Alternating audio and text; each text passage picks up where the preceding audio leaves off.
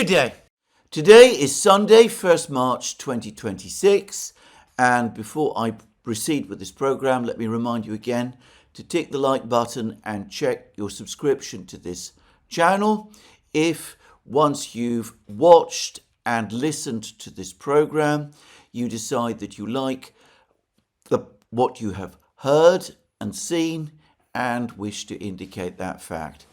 Now, in my program yesterday, at the start of my program yesterday, I said, based on information that was coming from the Iranian Foreign Ministry, that it looked as if this time, in the attack that took place against Iran yesterday, the Iranians had succeeded in avoiding the mass death of senior Iranian leaders that took place at the start of the 12-day war in June 2025. Well, that view held for most of the day yesterday, and it held, as I recall, for a certain period after my program was published, my program obviously having been made some time before. But then information, initially from Israel, and then from President Trump himself, and then eventually from Iran too, showed that that was completely wrong. In fact, large numbers of key Iranian decision makers were killed in the Israeli and American strikes yesterday. So briefly, the defense minister, the chief of the general staff, the head of the Islamic Revolutionary Guards Corps, one of Ayatollah Khamenei, the supreme leader's top security advisors, the head of the intelligence service of the Iranian police, and, as we subsequently learned, the supreme leader himself, Ayatollah Khamenei, were all killed. Now, I have to say, yet again, I find this very strange and very difficult to understand. I was checking my programs over the last couple of days. The program that I made 2 days before specifically spoke about the fact that an attack was imminent. An attack on Iran was imminent.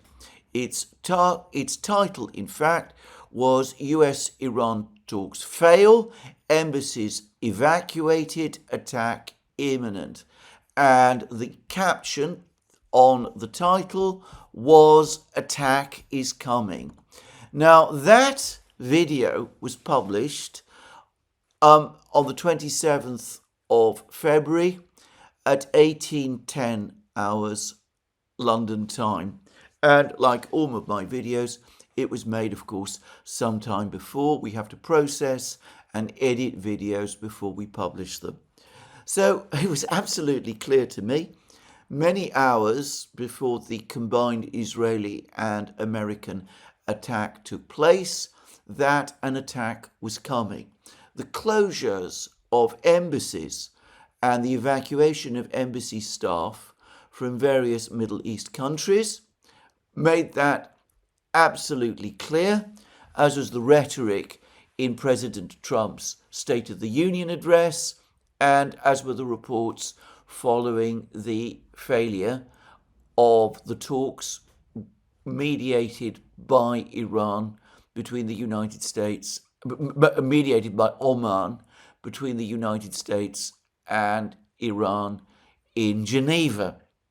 There should have been no doubt in Tehran that an attack was either about to happen or that it was an overwhelmingly likely possibility. And yet, all of these people were killed in the first hours of the Israeli-American attack, just as happened during the attack in June, and the Supreme Leader himself, Ayatollah Khamenei, was killed. And moreover, we are told by the Iranian media, I've been checking them this morning, that at the time when the attack took place, he was in his residence. Claims, by the way, that he was in a bunker don't seem to be true.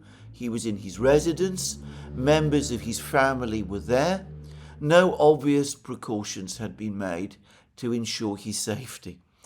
Now, to me, as I said, this is all extraordinary and very, very difficult to understand. I would have thought that, especially after the events of June last year, that the Iranian authorities would take some steps to both protect their leader himself, to put him in a safe place, and also to ensure that other key officials in the Iranian military and security system were in safe places and were properly protected as well. Now, there is some information which makes it all even more extraordinary, because the Israelis are saying that all of these people were killed by Israel. It was the Israelis who attacked Khamenei's compound, that the Israelis killed all of these people within a space of 40 seconds, which would be consistent with them all having been gathered together in the same place, which appears to have been Khamenei's residence. Now, I say that, of course, I don't know that for a fact, but it's consistent with what the Israelis appear to be saying. And it is also consistent with some reports that I've seen that at the time when Khamenei was killed, he was in a meeting with around 40 senior Iranian officials who would, in that case, if all of these people who were killed yesterday were indeed in the same place, have included the defense minister, the chief of staff, one of his own top security advisors, the head of the Islamic Revolutionary Guard Corps, and who knows whom else. Now, I have seen reports circulating that Khamenei had, before this attack, already made a decision that he was going to die over the course of whatever attack Israel and the United States launched against Iran. I believe that this is true. A couple of days ago, about a week ago, I read an article in the British media. I believe it was in the Financial Times, but I'm not sure, which said exactly the same thing, that Khamenei had made a decision, had accepted that he would not survive any further attack by the United States and Israel against Iran, that he was fortunate to have survived the 12-day war, that his priority was to ensure not his own life, to guarantee not his own life, but the preservation of the political system, the Islamic Republic in Iran. And as a Shia Muslim, a senior cleric, a member of a religion that embraces martyrdom, he was prepared to accept martyrdom in order to facilitate his cause. Now, I should say that over the last few hours, I've tried to locate this article, but I have not been able to do so. I'm afraid I read so many articles that it is impossible for me to preserve all of them, and this particular article I cannot find. However, I have referred to it in several recent programs. So I can completely understand, based on Khamenei's known beliefs and on the information that Iranian sources were providing the British media, that Khamenei himself accepted martyrdom, placed himself in a position of not just vulnerability, but in a position where he certainly knew that he would be killed, And he did that in the belief that this would ensure the ultimate success of his cause. However, if that is true, which it might very well be, then how does one explain the presence of members of his family at the same residence? Why did he not take the precaution of sending them away? Did they perhaps choose to die with him? It is not impossible. But if the claims, or at least the rumours, that all of these people who were killed were in the same place, were in Khamenei's residence, then what were they all doing there? One can understand why Khamenei himself might have chosen to make himself vulnerable in that sort of way, might have embraced martyrdom. But then why call all of these other people together to one place, if that is indeed what happened, making them an obvious target for elimination in the way that took place? Well, I don't know exactly what happened, and I think this is the first thing to say. And I don't know what the motivations and the reasons of all of these people were. But this, again, is part of that pattern of very strange, to me, barely explicable decisions of the Iranian authorities, which they have consistently made ever since the start of this crisis in the spring of 2024, which I do not understand. Their inability to take precautions to safeguard themselves, despite the fact that they were clearly being hunted for elimination by Israel and by the United States. Their perennial problems in ensuring security and the exposure to extreme vulnerability of their top officials. Now, these are things that I do not understand, but by contrast, Iran's decision to withhold this information for several hours makes total sense to me.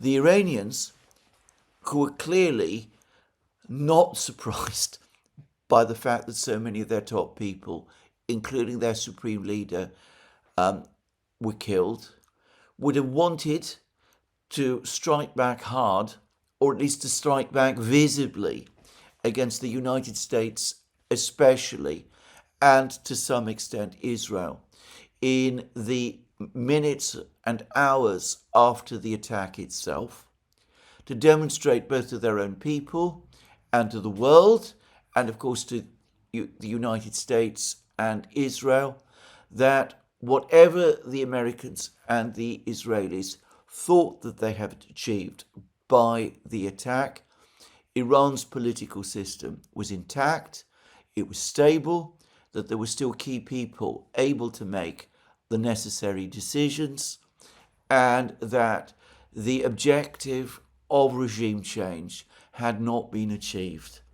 And only once that message had been conveyed, first and foremost, of course, to Iran's own people, did it become appropriate to start releasing and confirming information that Khamenei and all of these other top officials, senior people in Iran, had all been killed.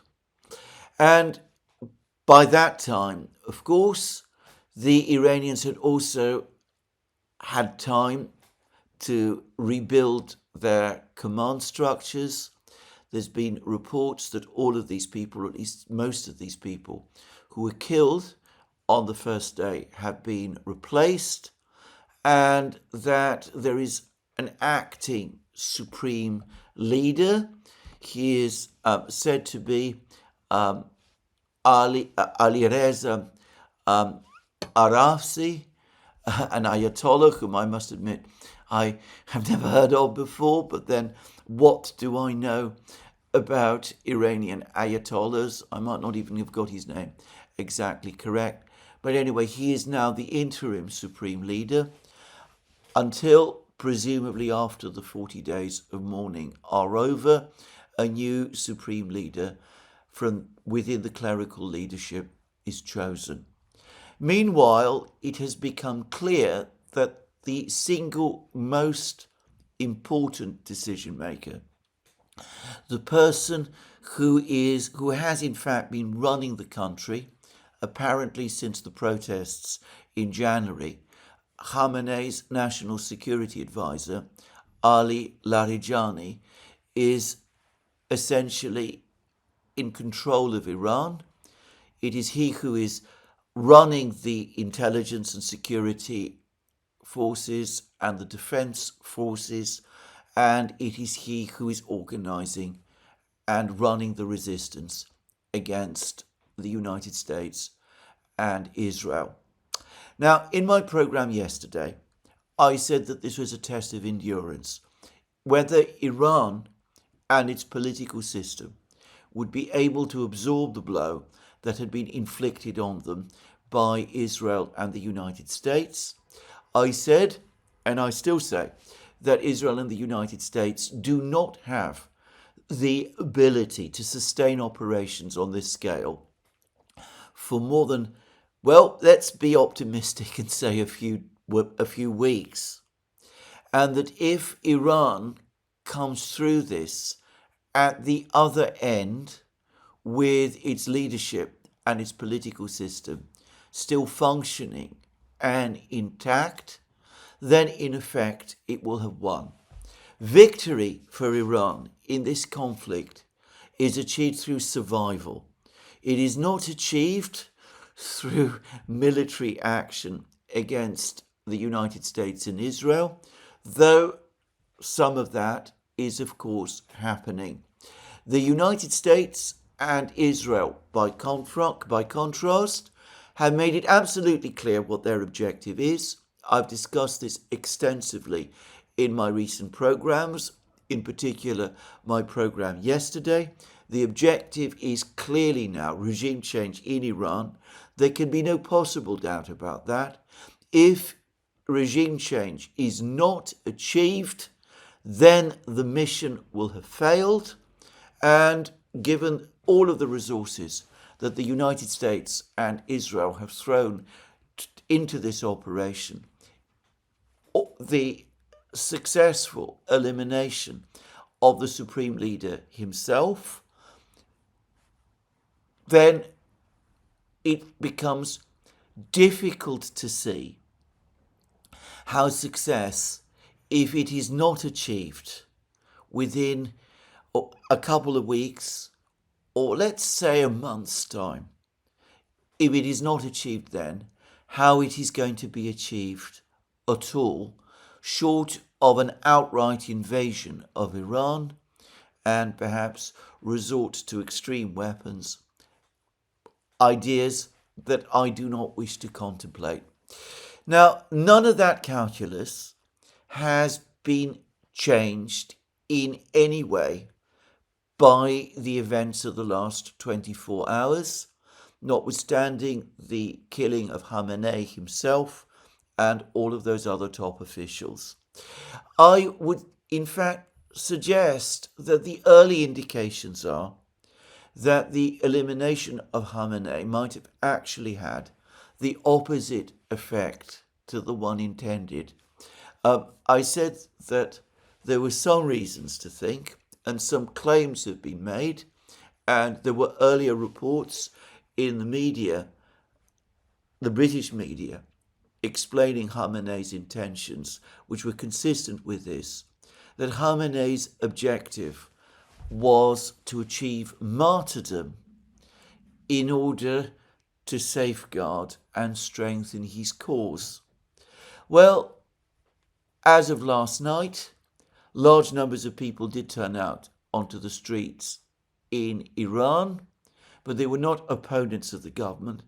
Overwhelmingly, they were supporters, and they seemed to fill the streets, and there was no sign of protests or of splits on the part of the military, or of defections from the military, or of military units moving into Tehran in order to seize control, or anything like that. It could be that the death of Khamenei has solidified the political system and reconnected it to the wider population, the vast majority of whom, it must never be forgotten, are themselves Shia Muslims. And it's important to remember that this event, this killing of Khamenei, has taken place as all Muslims around the world celebrate Ramadan, a fact which will have added further poignancy to his death. In which case, a fall of the government, regime change in Iran, might have been made more difficult by the events of yesterday than perhaps might have been the case if Khamenei had indeed survived. Now, I said that regime change requires defections on the part of the Iranian military. Seymour Hersh, of course, recently wrote an article on his blog in which he said that the Israelis and the Americans were in contact with sections of the military. I don't know whether that is true. I saw that John Bolton, Donald Trump's arch neocon national security advisor, who has been an ardent advocate of regime change in Iran, yesterday said the same thing. He said that for regime change in Iran to happen, there need to be splits in the military. Some members of the military, some military units in Iran need to break, to defect, and to go over to the side, in effect, of the Americans and the Israelis, and presumably the former Iranian crown prince or whatever other parts of the opposition in Iran there still are. And without that happening, the whole project of regime change in Iran, which is to repeat again what this whole operation is ultimately all about, will be unsuccessful. Well, so far, as I said, as of last night, none of that seemed to have happened. On the contrary, it could be, it might be, that with the Supreme Leader martyred in the way that he has been, the political system has stabilized and has consolidated. And as I said, it continues for the time being to take its instructions from the man who has clearly been running Iran for about a month now, who is Khamenei's former national security advisor, Larijani, who survived yesterday's attacks and who has in fact been making various public comments. I believe he did so in a broadcast to the Iranian people, informing them that the fight continues and that Iran will ultimately prevail. So anyway, that is the situation. Now, there are a number of further things to say before I leave this topic of Khamenei's death and the death of all of these other officials. But let's focus first on Khamenei. And it is a point that I've made many times, which is that Khamenei was the person who made the fatwa, essentially prohibiting Iran from acquiring nuclear weapons, even as it was Khamenei who agreed that Iran should enrich uranium up to the 60% level. I have never understood that decision. I've never understood the logic of that as a negotiating strategy. enriching uranium to the level of 60% did not strengthen Iran's position in the nuclear negotiations with the United States. What it did instead, and what it was perfectly predictable that it would do, was reinforce claims that Iran was indeed seeking a nuclear weapon, giving more traction to those people in the United States especially who were insisting on an attack on Iran. It seems to me to have been a complete misjudgment which lost Iran's support instead of gaining it leverage. Iran also, over the last few years, has shown an astonishing slowness in accepting help from those who've offered it. From the Russians, from the Chinese. It took a very long time to join BRICS. It has been very, very slow to make use of BRICS since it joined. It took no step, in fact, it still hasn't taken any step, to seek Chinese assistance to stabilize its currency, something that could perfectly easily have been done in December when the United States, as the US Treasury Secretary Scott Bessent has said, orchestrated the collapse of Iran's currency. The Chinese had already apparently offered the Iranian central bank a credit swap. The moment it became known that China was offering that sort of assistance and was helping the Iranian central bank to stabilize the rial, I have absolutely no doubt at all that the rial would have stabilized. But nothing like that was done or even thought about. And Putin has said, and no one in Iran has contradicted him, that the Russians offered Iran not just individual surface-to-air missiles, but assistance in creating an entire integrated air defense system. And Iran actually rejected the offer when it was made. And that was said by none other than Putin himself. Now, I don't know who made all of these decisions within Iran itself, but all of them must have been discussed with Khamenei himself at some point. And let's say that he never at any time did the obvious thing and said to himself, well, whatever issues we've had with the Russians in the past, and they have been many, we cannot afford at this time, when we are in a critical confrontation with the Israelis and the Americans, who are, by every metric, far more powerful than us, we are simply not in a position to reject this kind of help when it is being offered. And Khamenei did none of these things. So I have to say this, I do wonder whether one possible effect of Khamenei's removal from the scene is that it has removed the key person in Iran who has up to now stood in the way of Iran acquiring nuclear weapons.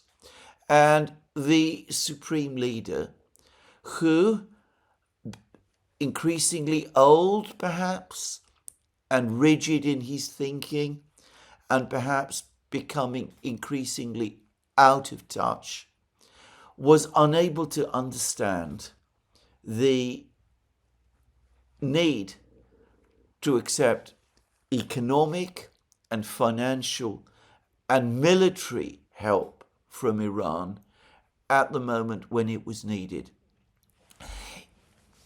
Everyone who discusses Khamenei acknowledges that he was an erudite, clever man. There are references in the Western media to the adjective that's used about him in the Western media is that he was wily. But he was also 86, and I do wonder whether a man of that age and with his kind of scholarly background was really the right person to make the key decisions leading Iran at this time. In fact, I've made this point in previous programs. It could be that removing him from the scene will make it possible, or rather will facilitate a situation where a younger, more adaptable, more flexible supreme leader starts to make entirely different decisions to integrate Iran more closely in the BRICS, to seek military cooperation with Iran's friends, first and foremost with the Russians, to build on other potential alliances, and perhaps most controversially of all, to make a decision once and for all about Iran's nuclear program. Does it intend to stick with it? And if it does stick with it, it does decide to stick with it, is it finally going to push it to what some would say is its logical conclusion? I had discussed in many programs in the past, including a whole cluster of programs that I made at the end of 2024, that several top Iranian officials had made fairly clear in late autumn 2024, early spring 2025, that they were frustrated by Khamenei's decision to block development of nuclear weapons in Iran, that they considered that the way for Iran to guarantee itself, to achieve long-term security from Israeli and American attack, was for Iran to become a nuclear weapons power. To be absolutely clear, this is not something I want to see at all. I am a strong supporter of nuclear non-proliferation, but it is seen to me entirely understandable, in fact completely logical, why senior Iranian officials might be thinking otherwise. And I mentioned in recent programs that I believe it was in April 2025, the US intelligence community published a further report saying that there was no sign that Iran was in fact moving forward with developing a nuclear weapon. But in that same report, published by the Director of National Intelligence, Tulsi Gabbard, the US intelligence community mentioned the very same thing that I'd picked up, which is that more and more Iranian officials were coming out and were saying that maybe the time had come to reconsider Khamenei's fatwa, to rethink the overall strategy, and to decide whether acquiring a nuclear weapons capability might ultimately be the right thing for Iran to do. Well, to repeat again, that is not what I would want to see, but it would make a kind of sense to me. Well, it may be that with Khamenei gone, whoever finally takes over from him will indeed be the person who takes the plunge and makes that decision. In which case, of course, the general security situation in the Middle East will have taken a decisive, and by the way, in my view, disastrous turn. I absolutely do not want to see nuclear proliferation in that region or in any other region. But anyway, when that happens, it will be clear, if that happens, it should be clear that the elimination of Khamenei will have had quite a lot to do with it. Anyway, there we are. That's where we are at the present time. Now, before I proceed and discuss the international reaction to the current events, perhaps it's worth talking about the military exchanges, which continue, by the way. Now, yesterday, as we know, the Iranians hit back almost immediately after the Israeli-American attacks. It's clear that their primary target across the Middle East were US military bases. And they do seem to have succeeded in doing significant damage to those bases. I say that there were no American casualties, so we've been told, and so I believe. I presume that the United States evacuated its personnel from those bases before the attacks took place. But there's no doubt, I've seen footage of it, that the American naval base in Bahrain was struck. There's no doubt also that bases in Jordan, in Iraq, in Kuwait, in Saudi Arabia, in all of those places, in Qatar, in the UAE, were attacked as well. And the fact that these attacks were taking place also caused considerable shock and dismay in all of these countries. There were pictures of roads jammed with cars as people tried to evacuate.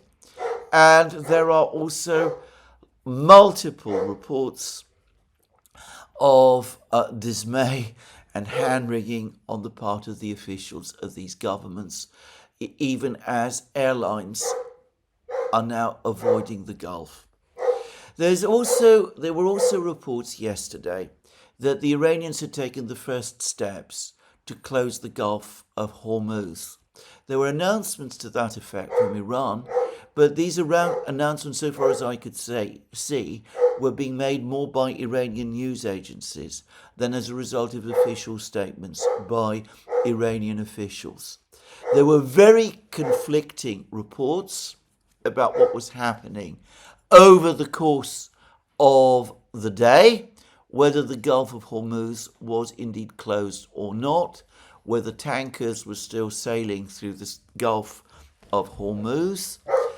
This morning, however, a tanker was indeed attacked, presumably by the Iranians, close to the Straits of Hormuz, and it seems that there is now a build-up of shipping close to the Straits of Hormuz with oil tankers unwilling to take the risk of transit, and reports that insurers are advising the ship owners of these tankers that they will not be covered if they take the risk and send those tankers through the Straits of Hormuz. So maybe there has not yet been an official closure by Iran of the Straits of Hormuz, but something very like that does appear to be happening, and apparently it is causing increasing dismay on the part of Gulf Arab governments. Now that brings me to the apparently very duplicitous, unsurprisingly duplicitous behavior of one particular Arab leader, if the reports are true. The Washington Post reports that MBS, the Prime Minister and Crown Prince of Saudi Arabia, even as Saudi Arabia was publicly calling for calm and publicly saying that diplomacy should take its course and was opposing military action by the United States and Israel against Iran, that MBS in private was egging President Trump to press forward and to attack Iran. Now, this could be misinformation. It does happen, or it could be a mistake. It depends very much where this information is coming from. But I have to say that so far as I'm aware, there's been no denial about this from Saudi Arabia. And if it did take place, it would not surprise me. MBS is, to put it mildly, a volatile individual. I can quite easily imagine him privately advising the Americans to do one thing, even as publicly he is saying they should do another. It is, unfortunately, the politics of the Middle East. It is how politics in the Middle East happen, and no one should be surprised by it. The Iranians, of course, will treat it as a betrayal, and it might conceivably lead to Iranian attacks on oil installations in Saudi Arabia, though the scale of these installations makes it very, very difficult, it seems to me, to do substantive damage that would not be possible to be repaired within a few weeks or months. Having said that, it's also important to say that Saudi Arabia is apparently financially overstretched, that Saudi Arabia has struggled with the recent fall in oil prices. It's going to be tough for the Saudis to ride this out financially over an extended period, even though their own security apparatus is extremely powerful. Anyway, I'm guessing that the Iranians, like many other people, will want to see this all end as quickly as possible. So far, from what I can tell, though there have been some Iranian strikes on Israel, and though these have done a certain amount of damage, I've seen some film footage of damaged or actually destroyed buildings in Tel Aviv. Yesterday, Israel was not the primary Iranian target. Now, both sides, however, launched missiles at each other in enormous numbers. The Iranians claimed that they launched 1,200 missiles over the course of yesterday, attacking American bases. I was skeptical about that report initially, but then the various Gulf states started reporting that they had each of them downed Iranian missiles in their hundreds and Iranian drones in their hundreds as well, just saying, which might make this Iranian claim true. I believe that Israel and the United States also launched, well, who's to say exactly? Anyway, hundreds of missiles at Iran. We know that American missile arsenals are depleted. We know that Israeli missile arsenals are depleted. There's another article, from memory, I think it was in Bloomberg, repeating that very same information this morning. I do wonder for how long the Americans and the Israelis can continue this. And as for the Iranians, I really don't know how great their resilience is. Though I read a report again in the American media yesterday that said that the Americans assess that the Iranians are able to produce missiles at a rate of 100 a month, long-range missiles at a rate of 100 a month, in which case it looks as if the Iranians can maintain a high degree of resiliency altogether.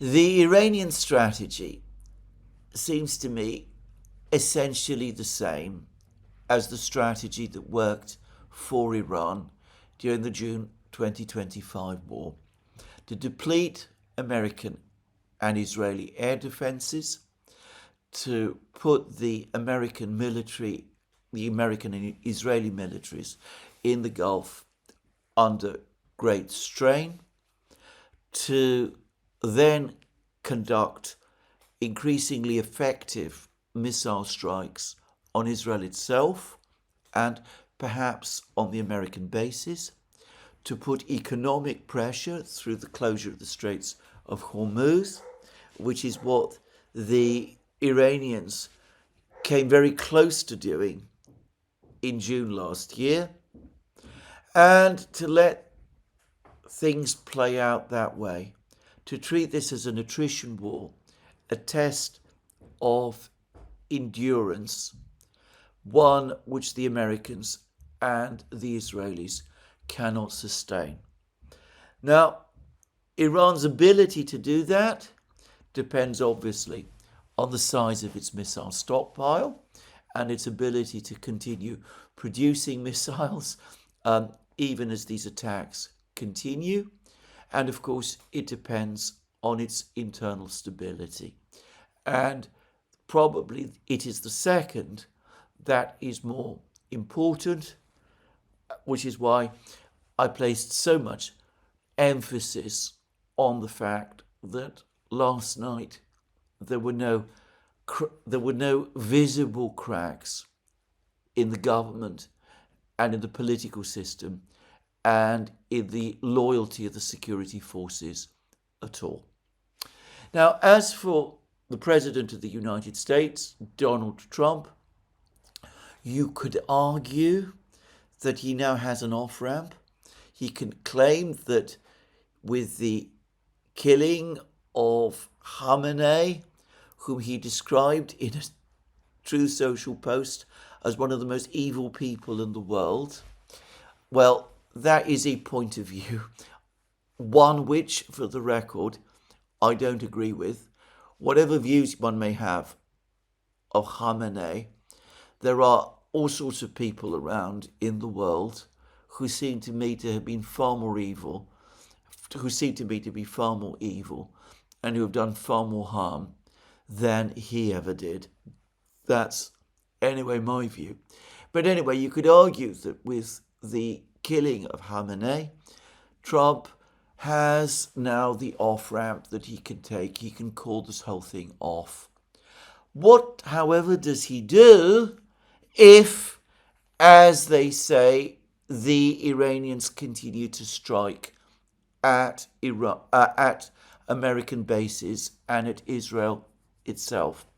There was a very angry, at least it seemed to me very angry, tweet and post from Trump this morning saying that if the IRGC, the Islamic Revolutionary Guard Corps of Iran, actually acts on its threat, the threat that they were making this morning, that they would conduct another even bigger strike against Israel and against American bases over the course of today. Well, if they did that, Trump seemed to imply that the retaliation from the United States would be even more devastating, far more devastating than what we have seen up to now. I have to say that to me, the message looked frightened, came across as that of a man who senses that this situation is not fully under his control. When people are frightened, they tend to become angry, and that was how I read this message.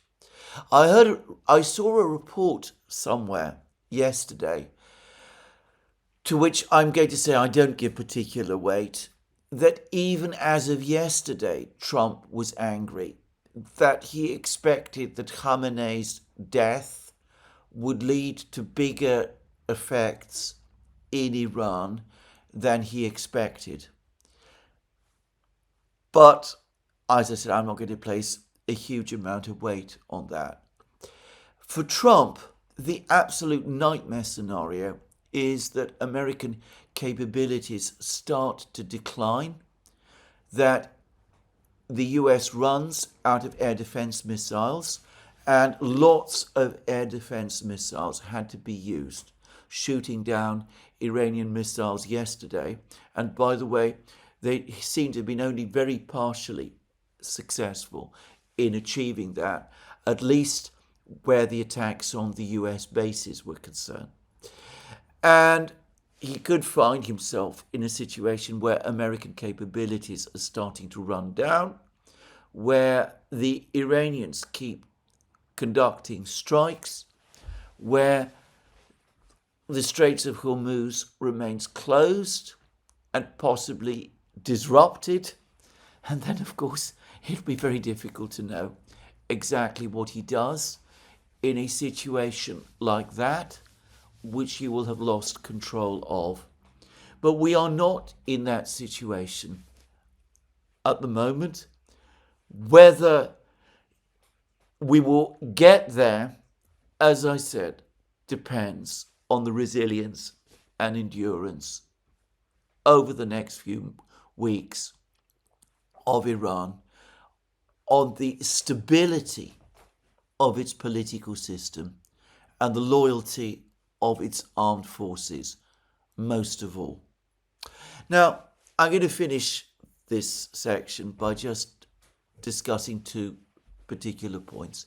There is a narrative that is floating around the media that the United States and Israel decided to launch the attack when they did in less than optimal conditions because they detected the fact that Khamenei was still in his residence and perhaps was meeting with all of these people at his residence. Now, I find that very difficult to believe.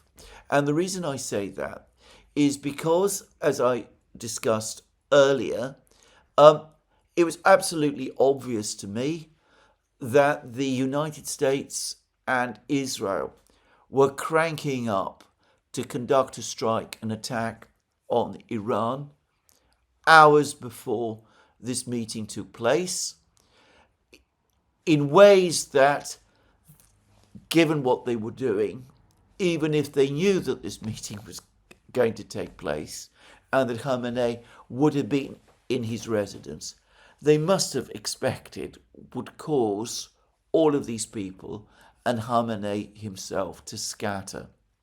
I refer to the closures of the embassies, to all of the many indications that a strike was coming, going all the way back to President Trump's words at the State of the Union address. The Americans have put up all sorts of reasons and explanations for their decision to strike now. That there was going to be a preemptive strike by Iran, I consider that claim preposterous. That there was going to be other action taken by Iran, I can't imagine what that was. And it seems to me most likely that this claim that this was an attack of opportunity falls into that category. To me, it looks like this was an attack that had been prepared in advance. Maybe there were some adjustments as to the timing. Maybe some people weren't happy that it happened on a moonlit night, and we don't know what, if any, effect that had. But anyway, one way or the other, there were concerns. The decision was clearly made to attack when it was made, and I don't believe that Khamenei's movements had very much to do with it. At least that is my view. Now, the second thing I wanted to say is that there has been a very, very sharp response about all of this, concerning all of this, specifically from the Russians. They appear to be absolutely furious, both with the Americans and with the Israelis. Putin has written to Pezeshkian, who, by the way, is also still alive. He sent a message to Pezeshkian by telegram. Obviously, there's concerns about speaking on the phone, because that might reveal Pezeshkian's whereabouts. But anyway, Putin's message read as follows: please accept my deepest condolences on the assassination of the Supreme Leader of the Islamic Republic of Iran, Sayyid Ali Khamenei, and his family members, committed in cynical violation of all norms of human morality and international law. Cynical violation of all norms of human morality and international law. And that comes from Putin himself. And there's the usual words of praise of Khamenei, but I will skip all of those. But those are Putin's words directly addressed to Pezeshkian, and they're very strong. At the UN Security Council, which note that the Americans and the Israelis did not bother to consult before they conducted the attack that they began yesterday. Well, we've all become used to that. They didn't bother. Trump didn't even bother, so far as I can see, to obtain any authorization from Congress either, which I know some people think might make his actions in conducting this attack impeachable. Well, that's for another time to discuss. Anyway, there was a furious row at the Security Council between the Russians, the Americans, the Israelis, and others. But perhaps the strongest comment of all has been made by the Russians in a statement published by their foreign ministry, which reads, on the morning of February 28th, US and Israeli armed forces carried out airstrikes on the territory of Iran. The scope and character of the military, political and propaganda preparations that preceded this reckless step, including the deployment of substantial US military forces to the region, leave no doubt that this is a deliberate, premeditated and unprovoked act of armed aggression against a sovereign and independent US member state in direct violation of the fundamental principles and norms of international law. It is particularly reprehensible that these strikes are once again being conducted under the cover of the renewed negotiation process, ostensibly intended to secure long-term normalization of the situation around the Islamic Republic of Iran. And then there comes, for what is for the Russians, I suspect, a particularly important issue. This comes despite assurances conveyed to Russia indicating that Israel had no interest in entering into military confrontation with Iran. What that refers to is an agreement that the Russians brokered between the Iranians and the Israelis last year, at the end of last year, whereby each side, the Israelis and the the Israelis and the Iranians, promised that there would be no attack by one upon the other unless the other attacked first. And then the statement continues that Washington and Tel Aviv have once again embarked on a perilous course that is swiftly pushing the region towards humanitarian, economic, and potentially even radiological disaster. That is perhaps a hint that eventually this might escalate into a nuclear confrontation. The aggressors, notice that Israel and Iran are now straightforwardly referred to as the aggressors. The aggressors' intentions are evident and have been stated openly to dismantle the constitutional order and remove the leadership of a state they deem undesirable because it has refused to yield to the dictates of force and hegemonic pressure. Responsibility for the impact of this man-made crisis, including the artificial and the unpredictable chain reaction and the spiral of escalating violence rests entirely with them. The grave repercussions of these ill-conceived actions for the global non-proliferation regime, whose cornerstone is the Nuclear Non-Proliferation Treaty, are being openly disregarded. And the statement goes on in the same, using the same sort of terms, but it's a very, very long statement, and I'm not going to say more about it in this program. The Russians are furious.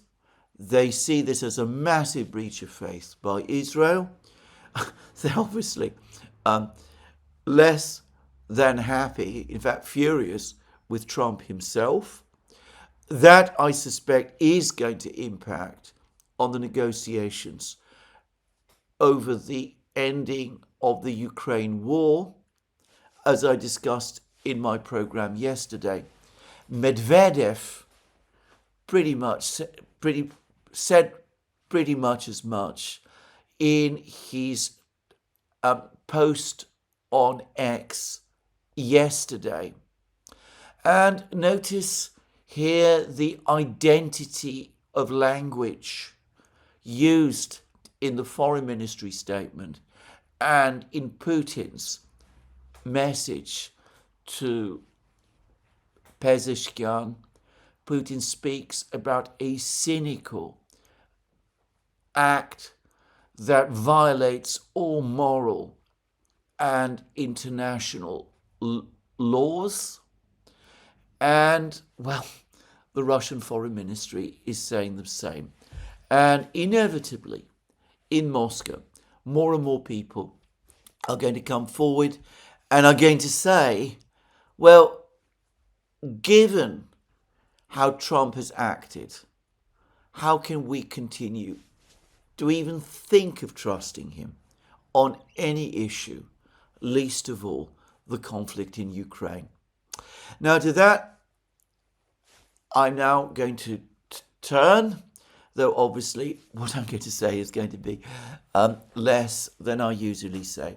Let's start, first of all, with Kirill Budanov, the man who is now Zelensky's chief of staff and who was one of the negotiators at the meetings in Abu Dhabi and in Geneva. Budanov gave an interview in which he said that the Russians have agreed to the United States giving security guarantees to Ukraine, that the only issue is territory, and that this agreement by the Russians was communicated to the Ukrainians over the course of the military-to-military discussions between Budanov himself and Admiral Kostyakov. Now, I interpret that as part of the dissension, the disputes that are taking place in Kiev at the present time, because I do not think that what Budanov is saying reflects the Russian position at all.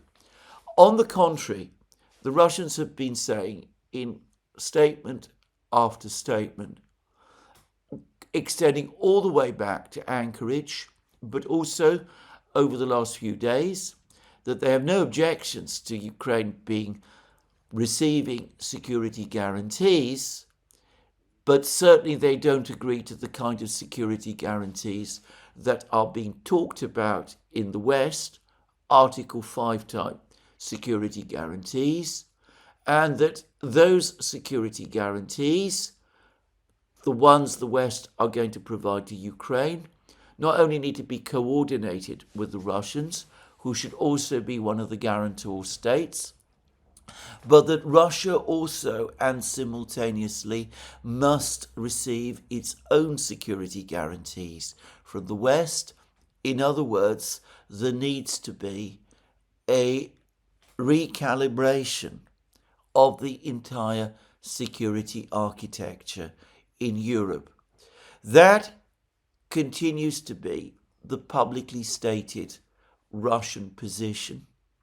I certainly don't think an intelligence officer like Kostyakov, who is not even a member of Russia's Security Council, has the authority to negotiate an issue of that importance. And, well, what Budanov is now saying is anyway contradicted by the reports that came from Kiev itself, that at the last meeting which took place in Geneva, the Russians took an exceptionally tough line, something which the Ukrainians said was the fault of the chief Russian negotiator, Vladimir Medinsky, who of course had been appointed to his position by none other than Putin himself. So Budanov, it's clear, is keen to try to get some end to the fighting. He knows how bad on the battlefield the situation for Ukraine is becoming, and he's trying to get more flexibility in the negotiations from his own side. He's prepared, for example, apparently, to consider some territorial concessions, something which Zelensky categorically rules out. And I think this interview that he has given should be understood in that context. It was The Economist who revealed that there was this division between Budanov and Zelensky on these issues. Now, for the rest, the Russians continue to press forward with a special military operation. The last 24 hours seem to have witnessed a certain reduction in drone and missile strikes, both by the Russians and the Ukrainians upon each other. But I get the sense that the Russian strikes previously had done an awful lot of damage, whilst the Ukrainians, maybe they're running out of drones, maybe they feel that drone attacks on Russia at a time when all the attention, global attention, is on the situation with Iran, don't matter as much. Who knows? Because for the Ukrainians, drone attacks on Russia are first and foremost a PR issue. Just to say, maybe that's the explanation for all of this. But anyway, on the front lines in Ukraine, things continue to move, and perhaps the most dramatic news actually is in fact taking place in Sumy region, far in the north, where the Russians now appear to be expanding the territory that they control around the city of Sumy very, very fast, and in a way that must be making some people in Kiev nervous that the Russians have some plans to storm the city of Sumy itself.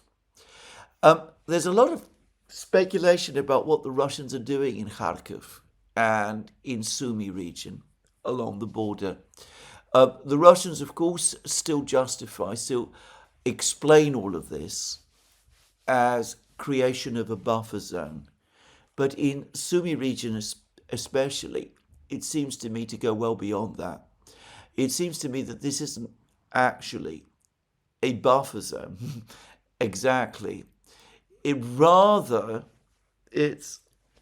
a footing. The Russians are carving out a large footing, a base area, if you like, for a future offensive in northern Ukraine, which can only be ultimately directed at the city of Kiev itself.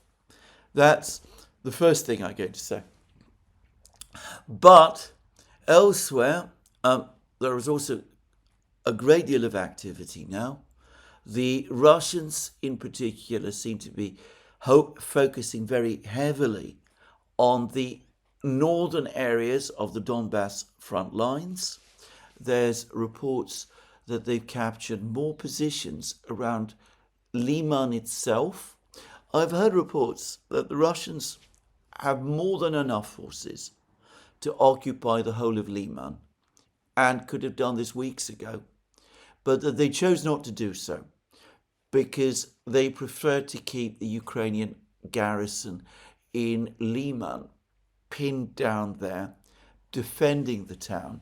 It's not so much a plan to create a cauldron around this particular garrison, but rather to take more positions to the north and west of it, which is what the Russians appear to be doing, so that when the Ukrainians do eventually withdraw from Liman, which they inevitably will, the Russian positions will be even stronger in the north than they are. The fall of Liman and the fall of Rai Alexandrovka further south, which the Russians are now approaching, combined, by the way, with the fall of Kupiansk in the north, is going to be decisive. It is going to close the trap around the Ukrainian troops in Slavyansk and Kramatorsk. And as a Russian journalist writing for Radovka, pointed out, is also going to create a fragmentation in this area. It will make movement of troops and supplies between Slavyansk and Kramatorsk impossible, creating two cauldrons within the bigger cauldron around the Slavyansk-Kramatorsk conurbation that the Russians are busy creating. Anyway, elsewhere, I noticed that the Ukrainians have now coloured the whole of Grishino, the village to the northwest of Pokrovsk, as being in the grey zone, which to my mind confirms the report from Radovka that Grishino has essentially fallen to the Russians. I expect confirmation of that to be provided by the Russian Defense Ministry fairly soon. And, well, it seems that the situation in Konstantinovka continues to involve intense fighting. My sense is that the Ukrainian forces in southwestern Konstantinovka are by now mostly surrounded, and what we're probably looking at there are mopping up operations.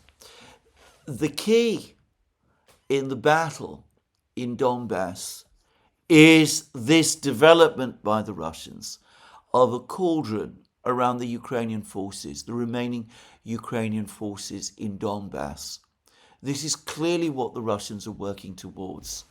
And, well, if it's ever established, which it will be if Zelensky has his way and insists that the Ukrainians cannot withdraw from there, maybe the reason why Budanov wants to withdraw from Donbass is because he, unlike Zelensky, generally worries about the emergence of a cauldron there.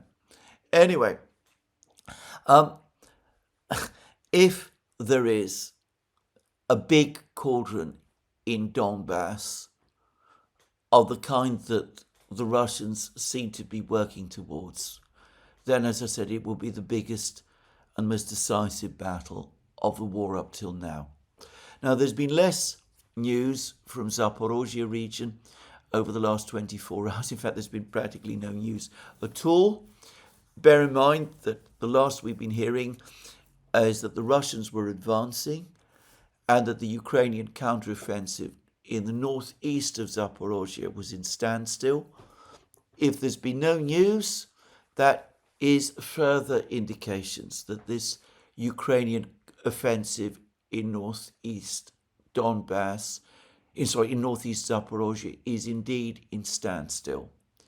I expect that over the next few weeks, the Russian advance towards first Orekhov and then Zaporozhye city will resume in earnest, and then we will see.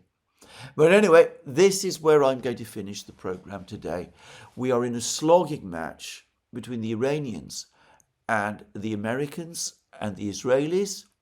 Obviously, the United States and Israel are far more powerful countries than Iran. But Iran has resources if it endures. If it sees this through, then, well, it won't win exactly in the sense of winning a military victory, but it will have exhausted the other side, and that will put it in a stronger position than the one it was in before. The IRGC is known to have felt that the 12-day war in June was ended by the Iranians prematurely, that the supreme leader, Khamenei in other words, and Pezeshkian agreed to a ceasefire at precisely the moment when the pendulum was starting to swing in Iran's favour. This time, one senses that there is no mood in Iran to make that mistake again, and of course Khamenei himself is no longer there. The person who, for the moment at least, is making the decisions is Larijani, and he comes across as a much more tough-minded man altogether. But this conflict between Iran, Israel, and the United States continues to remain at issue.